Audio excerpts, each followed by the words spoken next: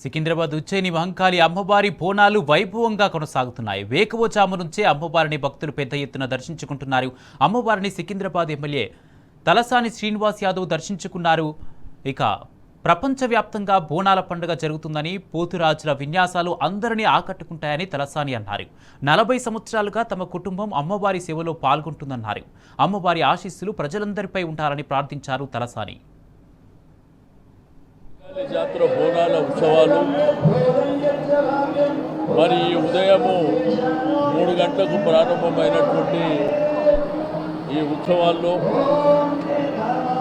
మా ఆడపడుచులు, మా అక్క చెల్లెళ్ళు, మా అమ్మలు పొద్దున్నే 3 గంటల నుంచి బోనాలు అమ్మవారికి సమర్పించుకోవాలనేటువంటి ఉద్దేశంతోనే మరి భారీ ఎత్తున రావడం జరిగింది. తప్పకుండా అమ్మవారి ఆశీస్సులు ప్రజలందరిపై ఉండాలని చెప్పి నేను ఈ సందర్భంగా తెలియజేస్తూ ఉన్నాను.